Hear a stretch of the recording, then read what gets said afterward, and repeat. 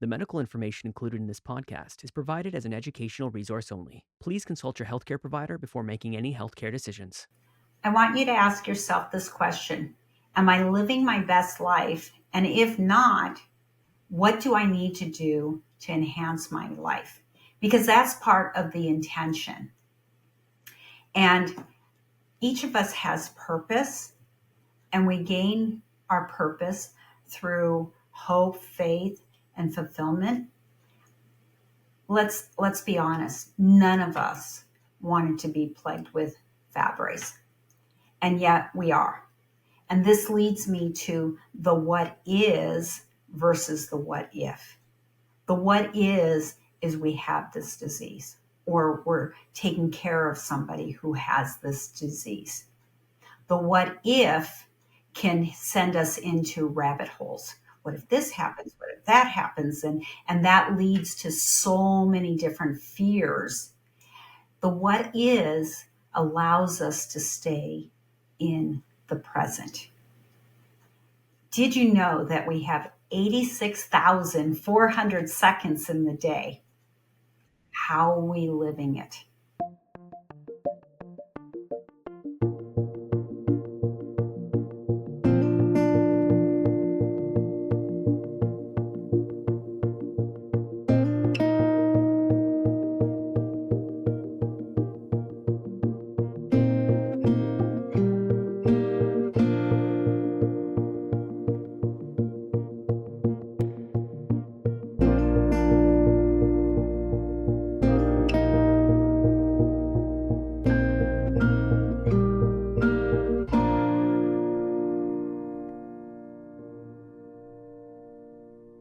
Welcome back to the Fabrycast, a space where we navigate life with Fabry disease, together through honest conversations, shared experiences, and knowledge from those who understand.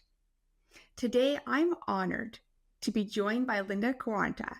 Not only is Linda a licensed EMDR therapist with a passion for helping others heal from trauma, but she's also walking her own path as a Fabry patient.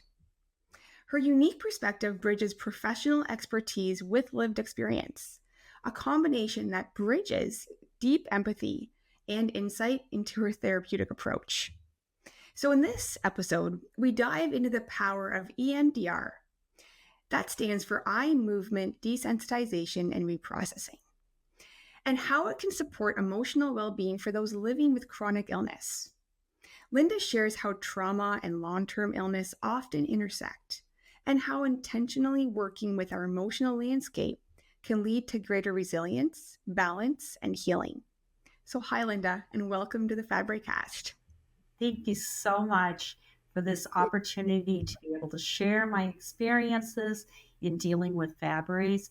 I'm so blessed to provide key points of how I've been able to effectively work with people in exploring the mind, body, and spirit connection by addressing mental health wellness to assist in for my own and others' use.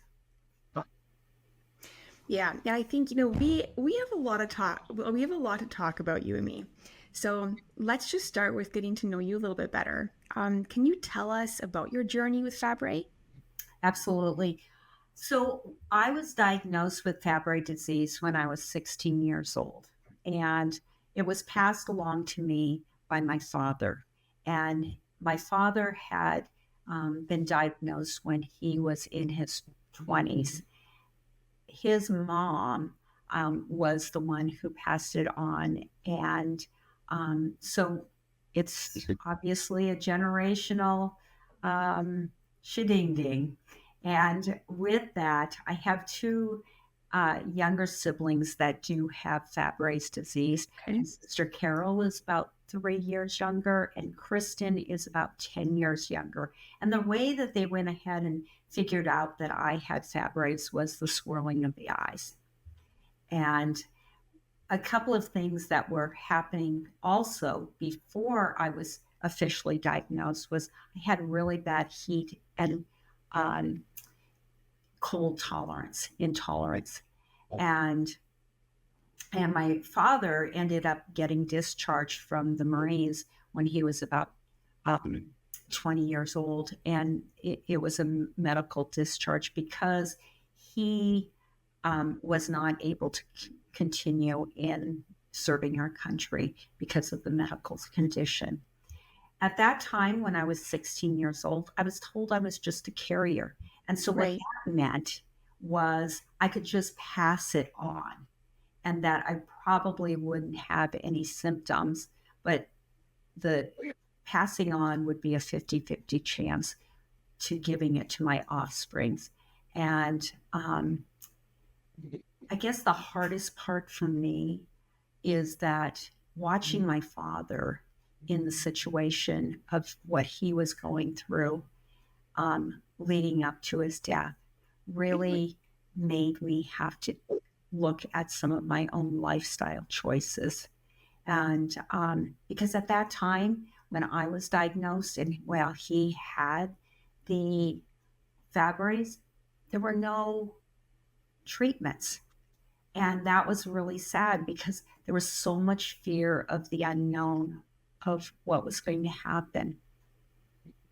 And I made decisions on not having my own biological children, and I ended up adopting.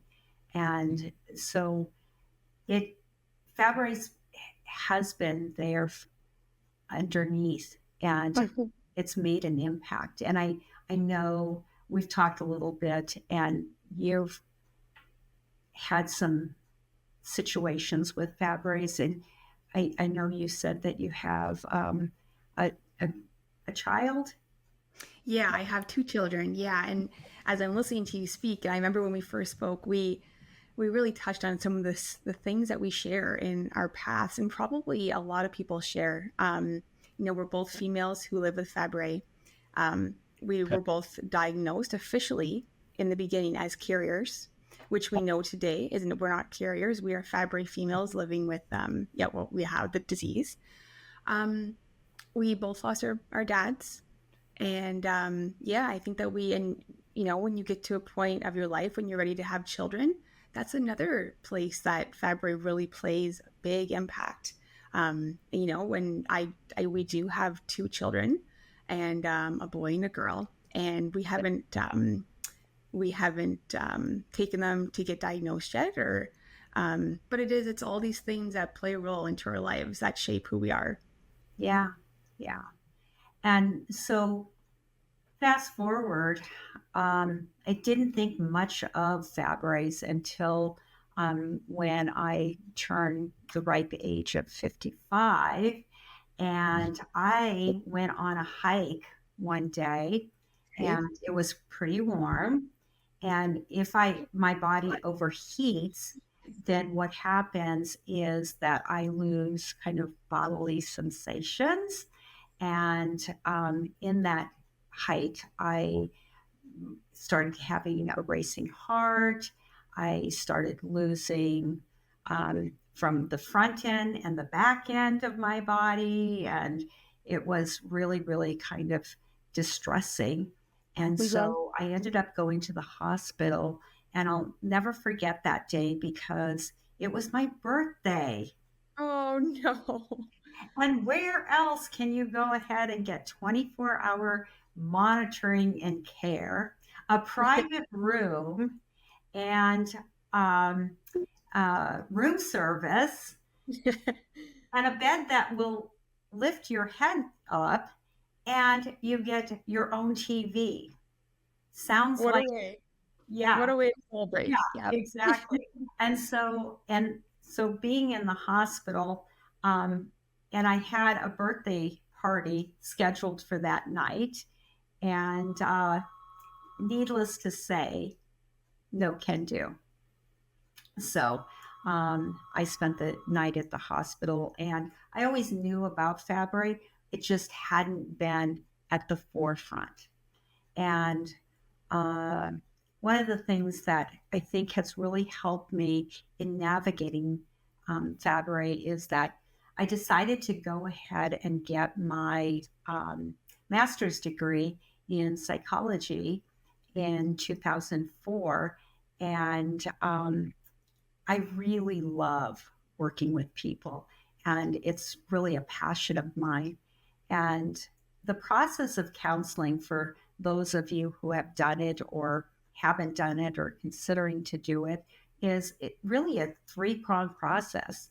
First, we need to be able to reveal, we need to be able to talk about things that matter to us. Second, we have to go ahead and be able to deal. And that's looking at the coping situation of how do I better myself with this problem. And third, we have to be able to heal. And healing is such a process.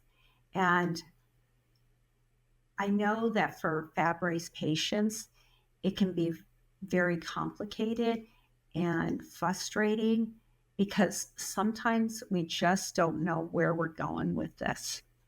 We've seen other relatives and people suffering with this disease, and we're even suffering. And so, another quote that really speaks to me is, "What I resist will persist.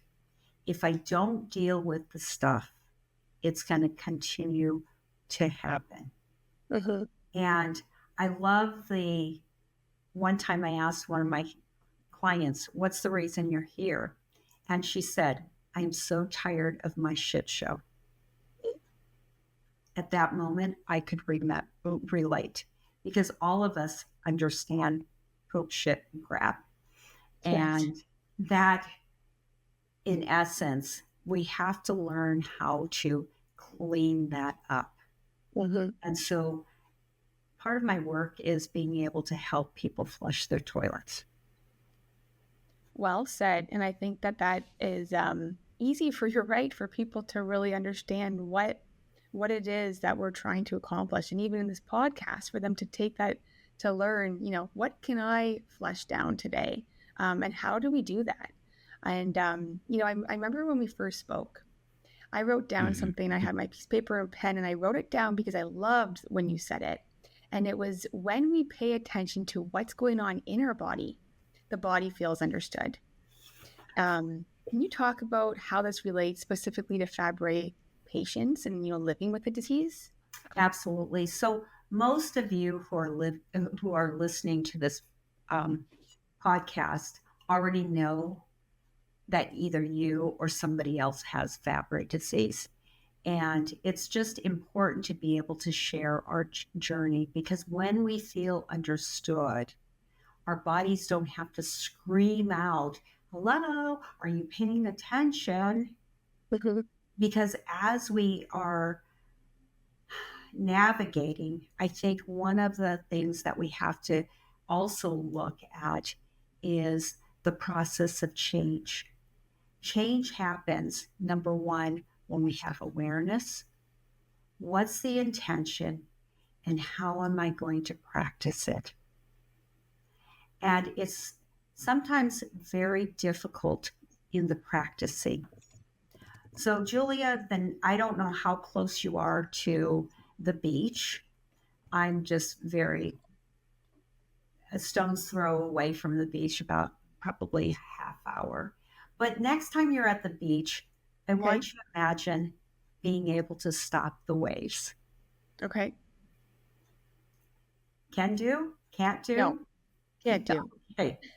And so I like to use the wave metaphor because as you are navigating your waves, you're going to have to be able to style flex, in the sense that you're wanting to go ahead, and a tsunami wave is going to be needed, will have to be ridden in a very different way than these gentle waves. So we have to go ahead and embrace change. And change is not easy for most people. And yet it can be really, really necessary. I want to ask. Go ahead.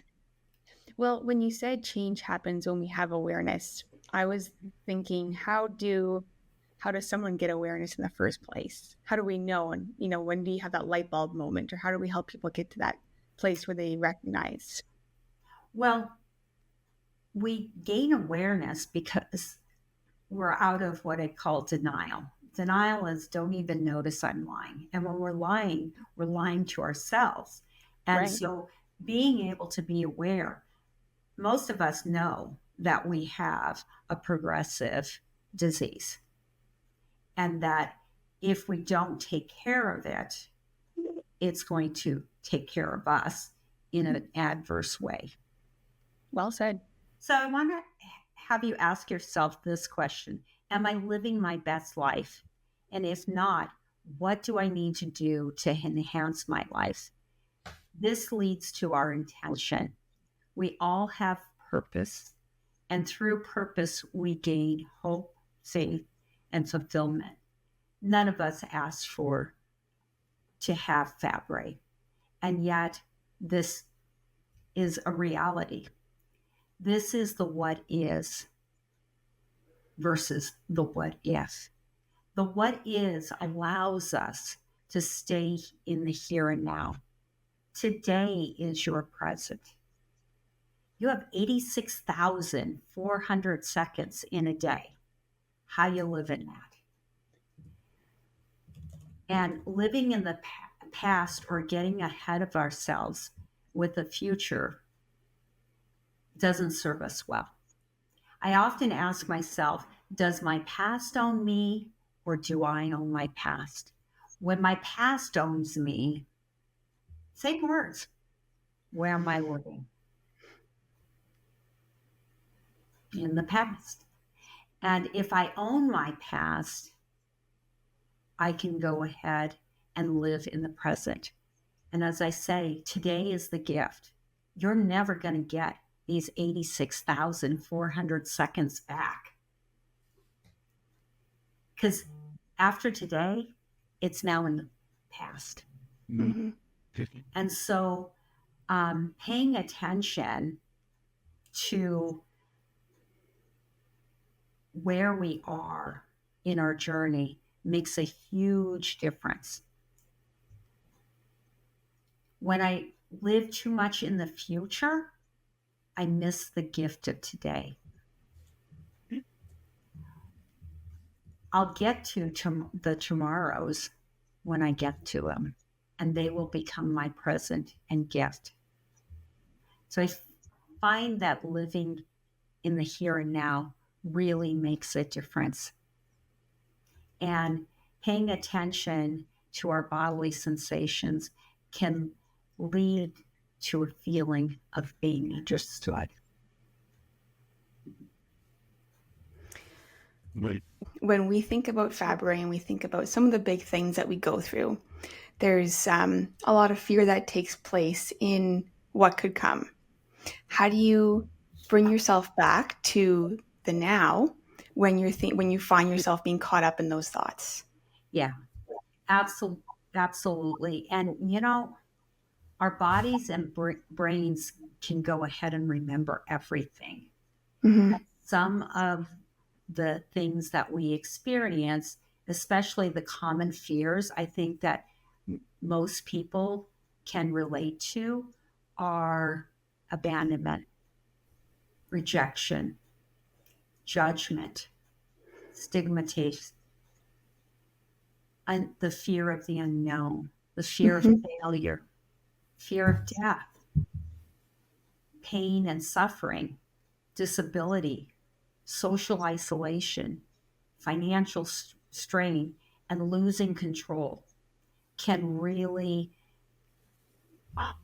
feel overwhelming.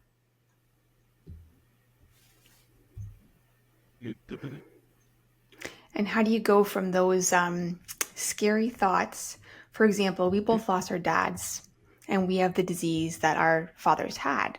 I think that always plays a little bit in the background. At least it does for me.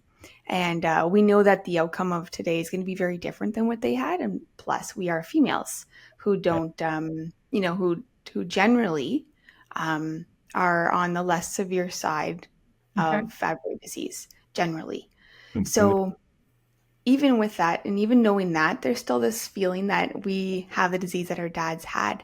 When that plays in the background and of your life, how do you just kind of bring that back in and say, okay, it's okay, because we're living in the now. Do you give that a certain amount of attention, and then you keep focusing on the day that you have in front of you? How do you what would you say to Well, your what clients? what hap- what is a really good metaphor for me is that emotions and feelings, Hmm. thoughts, they come and they go. They're like visitors. We can all relate. There are some visitors that are very, very welcomed, and others who are not so welcome. Right. And by going ahead and identifying, hey, fear is coming into play right now. How long do I want to entertain that visitor? For me, I want to bring the awareness, Right. and the intention of, well, wait a minute, do I want this visitor to stay that long? And then I practice going ahead and getting that visitor out. Hmm. Remember COVID? Huh, who can't who can't forget COVID, right? So, Right. there were certain things that changed our lives in that, and that was that we ended up having to shut restaurants down. And I remember where I was living, the only time that you could go ahead and dine is if you did takeout. And of course, you better be masked up to go ahead and do any takeout, right? And um, so what would you feed um, welcomed visitors in your house? Um, What are some foods that you like, Julia, that you enjoy eating? yeah. I like salmon and vegetables. Probably would be my go-to. Okay. And Okay. is there a specific drink that you like to drink? Um, well, mostly water, and then if I'm have it's a later in the evening kind of thing, maybe a glass of wine, Okay. margarita. All right. Absolutely. So right now, joy and happiness are at your door. They're knocking. Right. Do you let them in? Yes. Oh, of course. And what are you going to feed them? Margaritas. We're having a party. So now anger just came and showed up at the door. And anger is really upset because you invited joy and happiness to enjoy margaritas. Do you want to let anger in? No. Absolutely not. So, what are we going to feed anger? Are we going to feed anger the salmon and the vegetables and a margarita and maybe a glass of wine? No. So, what are the foods that you don't like eating? Um, Geez, what are the foods I don't like eating? Well, let me share with you what I don't like eating: liver and onions. Good one. Okay. Yeah, Okay. liver. Because I don't know how you can cook that and enjoy it. Okay. So, some of the things that I would not eat is liver and onions. Does that help you with what you don't want to eat? Yeah. I don't like certain vegetables like some like radish. Can't do a radish. Um, don't like fiddleheads. You know what fiddleheads are? I don't like them. Okay. Yep. Look, what do you want to pack anger? Some fiddleheads. Yeah.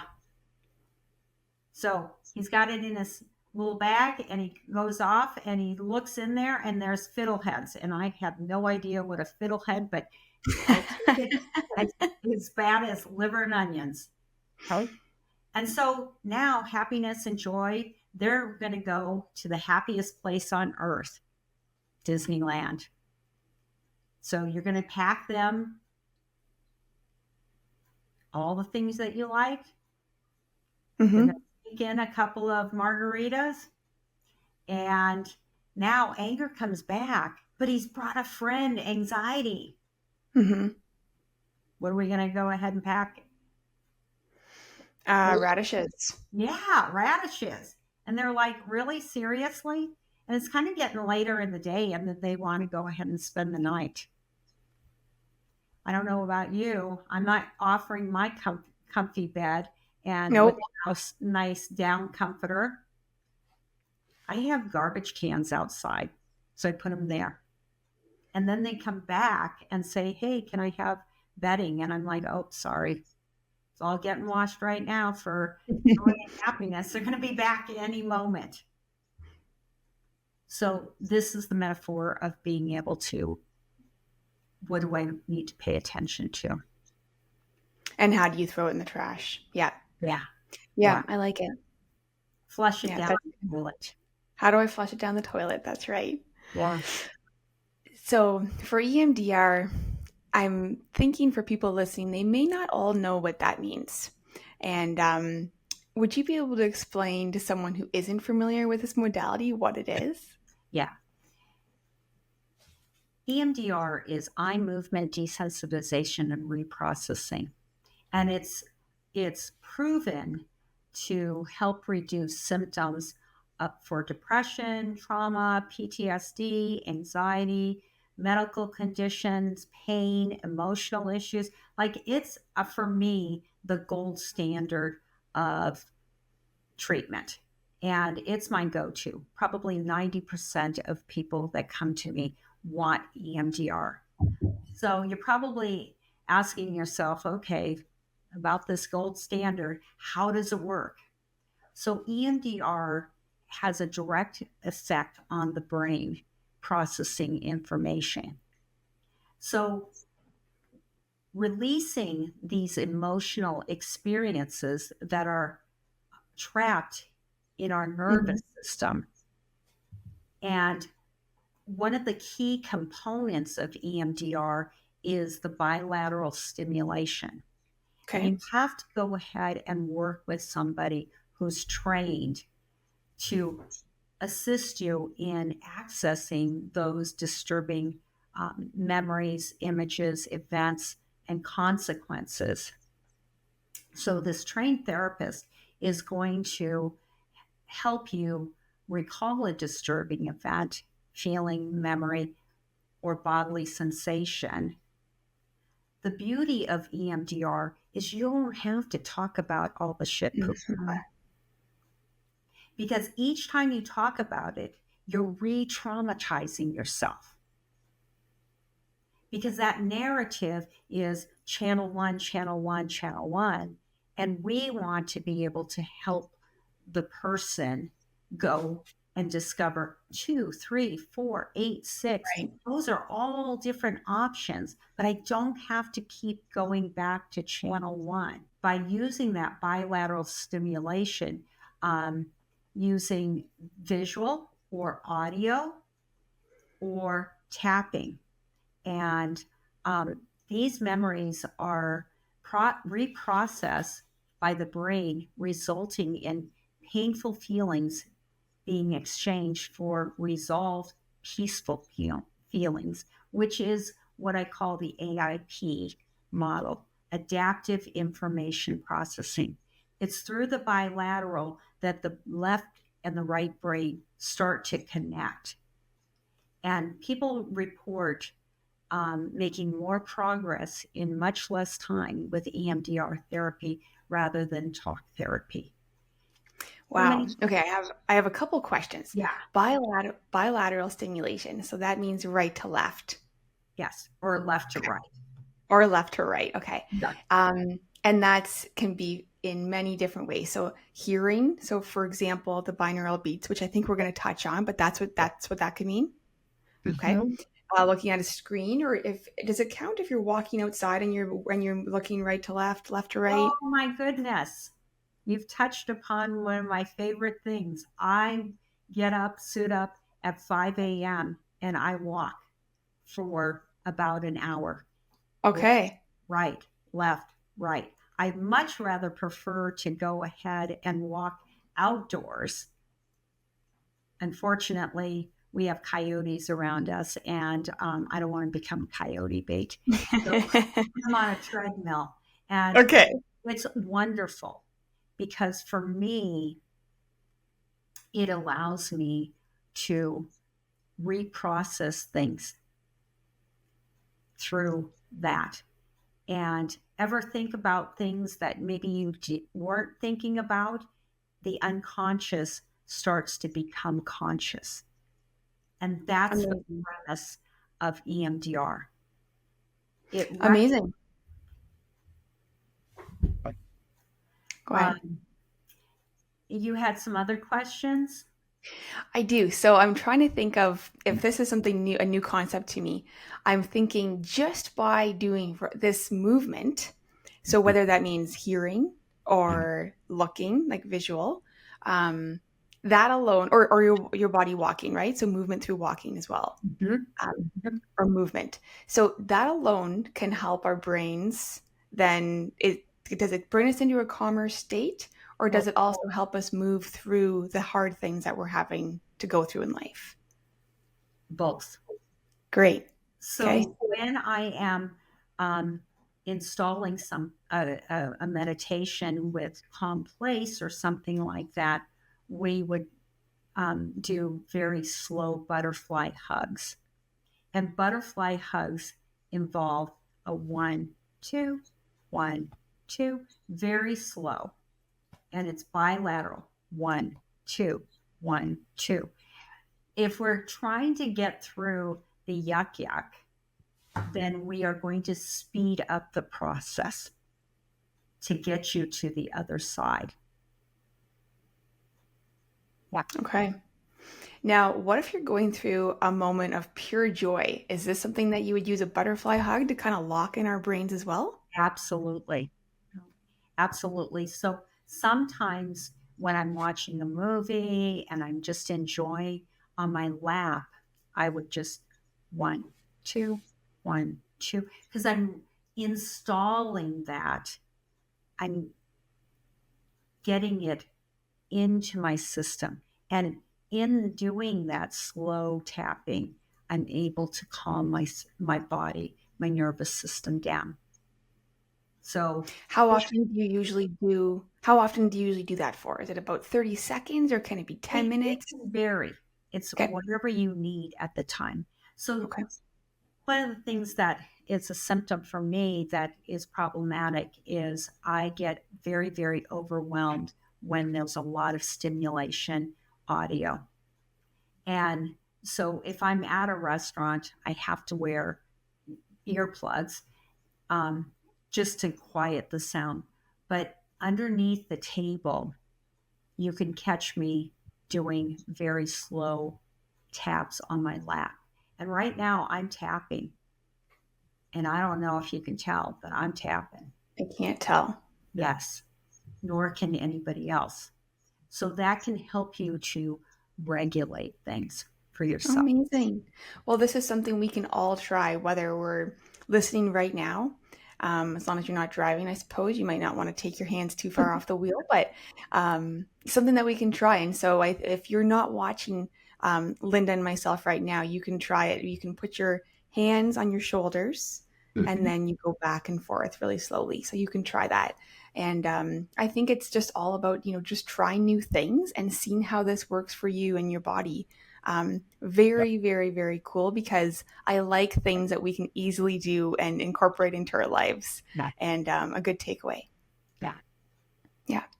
How does EMDR differ from, sorry, how is EMDR different from other counseling modalities? So before I learned how to be a certified EMDR therapist, I was using cognitive behavioral therapy. Cognitive behavioral therapy deals with our thoughts, which are cognition, feelings and emotions, behaviors and actions. Okay. Okay. EMDR really hones into all three of those components, but the added benefit is the bodily sensations. And our bodies remember everything. They store everything. And yet, so much of the information that we're getting each and every day, we're not even aware, but it's stored in a way that can also be that can be adverse. Mm-hmm. We don't even know that.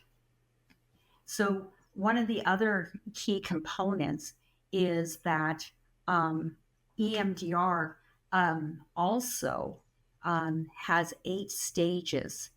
And I like that because it kind of we're able to anchor what we're doing.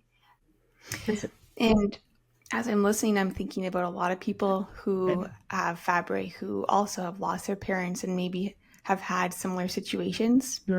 And I think it's normal as humans to sometimes we take these hard things that we've experienced in our lives and we sort of tuck them somewhere in our brain as a way to protect us. And it sounds to me like EMDR can help us process these hard things tucked inside. Yeah. And EMDR is just amazing because you don't have to talk about it.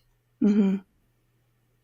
You get to go ahead and help your brain go into an adaptive information processing, seeing something very different. It's still there. And It's still yeah, there. You can't erase that. But the way that you look at it and the perspective that you have has become less emotionally reactive.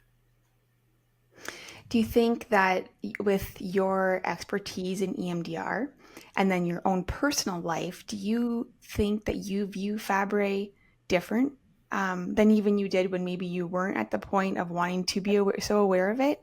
Yeah, I do. I mean, and I think that has really helped me navigate how I do my life. Mm-hmm. And, one of the things that is really crucial is being able to help yourself with stress.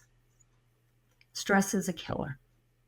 And when I'm working with people and even myself, I'm not thrilled to be getting up at 5 a.m. to face the gym. Right. And yet, exercise and meditation can very much help regulate ourselves. So if you're not doing that, and I know many of people who have Fabry's, they have limited mobility, and yet there's chair yoga, there's things that you can do, and if you don't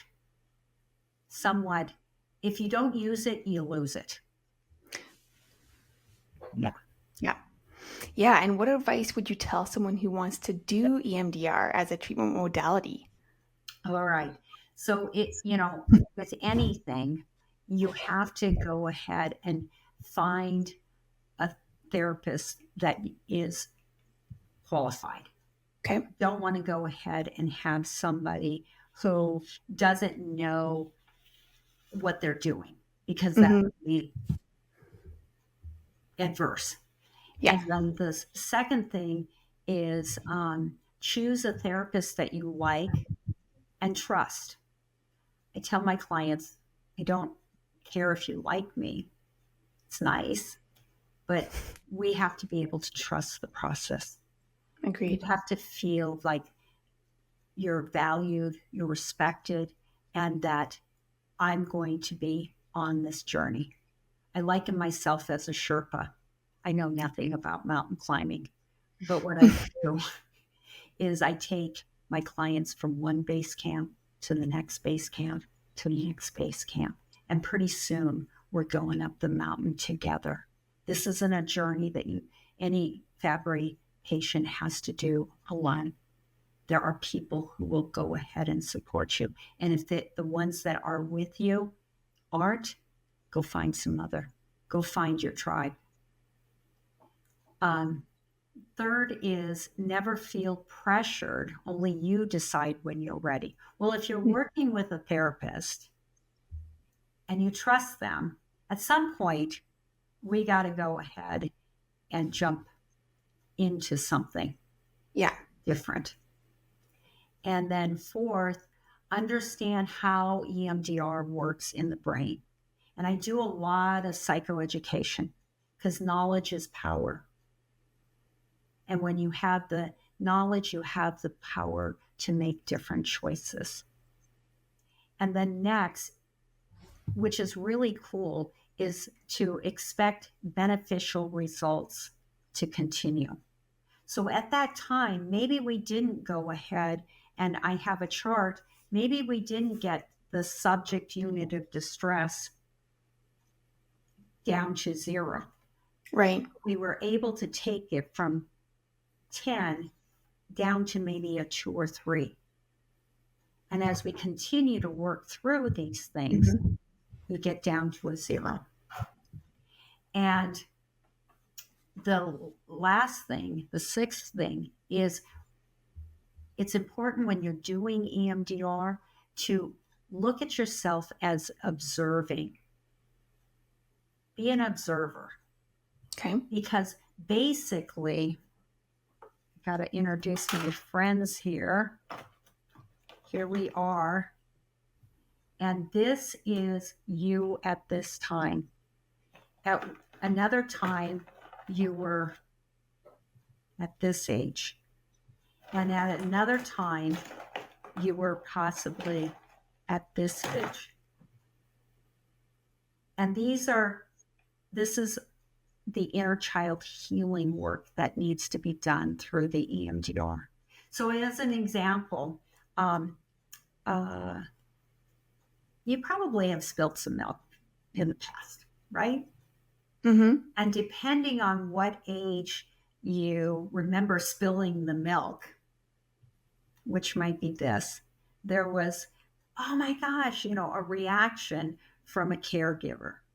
Most people don't know what they know until they've kind of looked at what they need to know. And so Right. if the reaction from your caregiver was, I can't believe you spilled the milk and and be some yelling and now clean it up. And, this is what's stored here. As an adult, we have to reparent that child, normalize it. Hey, everybody spills the milk. It's not a big deal. I think I had probably some sort of trauma because when I drink, I have it contained. Yeah. So this works for me. Right. So that being the case, now, I have an adaptive way of coping with spilled drinks. That's what happens. But unconsciously, we bring these things up to the surface and we deal with them.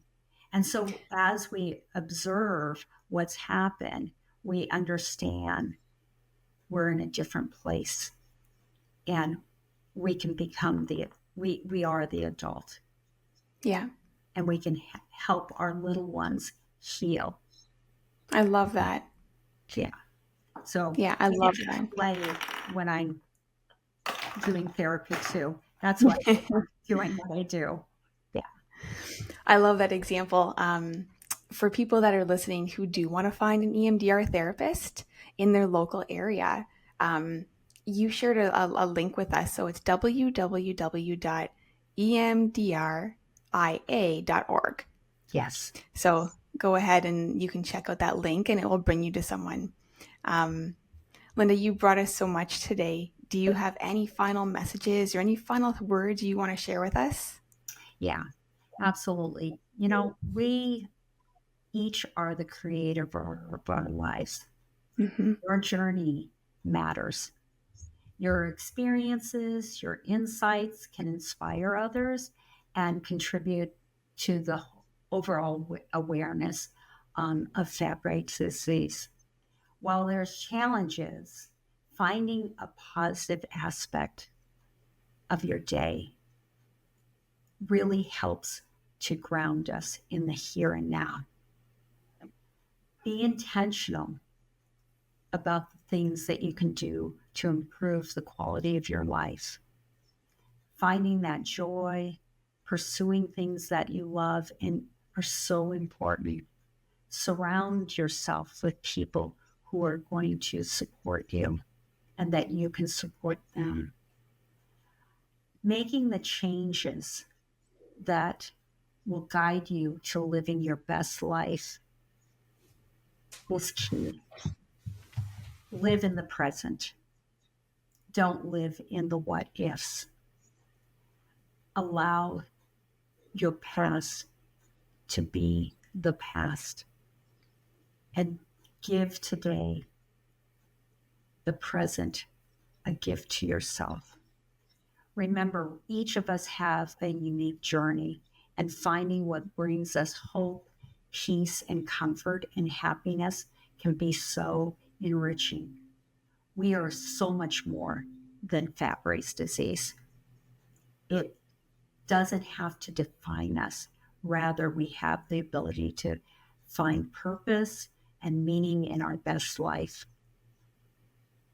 Be vulnerable of allowing people to help you. You don't have to suffer alone.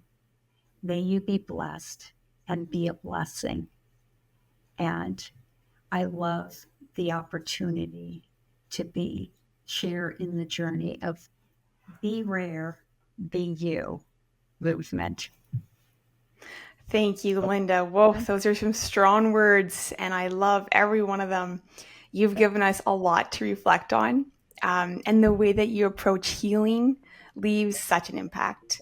For those of us living with Fabry, your insights into EMDR and intentional living are more than tools. It's a reminder that we have power in how we walk through life with Fabry. So, like Linda said, you have 86,400 seconds. How are you going to live them? Thanks for being here, Linda.